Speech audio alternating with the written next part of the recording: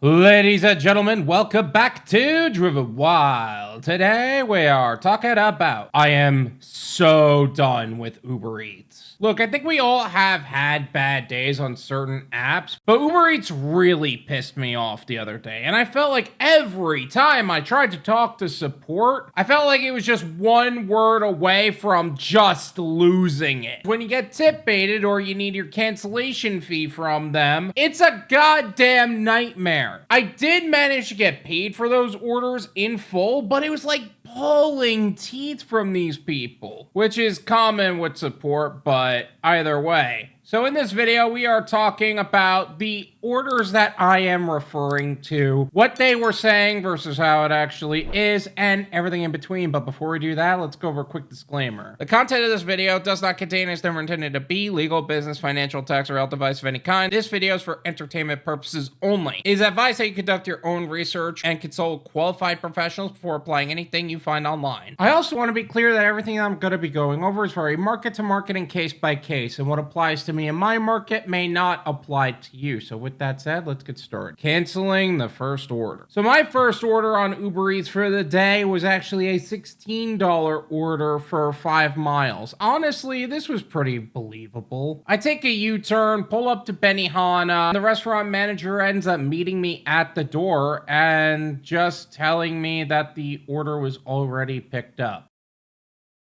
Great. Honestly, I was already frustrated with how I drove from the opposite direction I was going to this place, and now I have to contact support just to let them know that the order was canceled. I hopped on the phone, and the first agent I spoke to was able to get the order canceled, but wouldn't provide me the cancellation fee and wouldn't put a supervisor on the line. Not to mention how another driver came in after asking for the exact same order I was supposed to pick up, asking for the same order that was just canceled.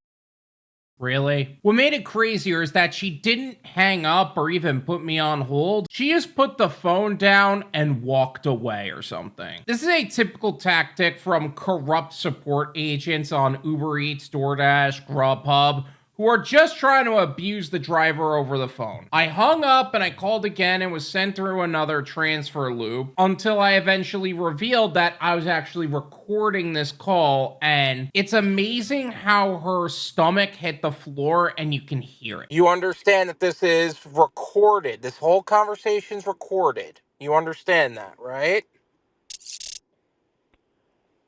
Sorry, are you saying that this was recorded on your end? Yes, all of this is being recorded. Thanks for letting me know. How may I help you with your deliveries? Regardless, she finally connected me to a supervisor, and that supervisor gave me the $12 cancellation fee, combating tip baiting. You would think that was the end of the nonsense for today, but nope. I took an order from Big Daddy Liquors for $12.08 and was for 2 bottles of the same kind of booze, but they only had one. I delivered it, I relayed the message to the customer. He took it with a light heart, and there was no problem. In fact, they were really cool about it. Or at least they were to my face. Later on, I found out they took the tip back. Honestly, I'm getting tired of doing orders and Uber just letting the customer tip bait me for things outside of my control. I can't control if a retail store doesn't have the inventory or the desire to fulfill an order to its fullest capacity, or if they don't want to allow substitutions. That's not my choice to govern their policies. I shouldn't be punished for things outside of my control when I fulfilled my end of the contract to 100% of its capacity. Regardless, this meant I had to hop on the phone with Uber support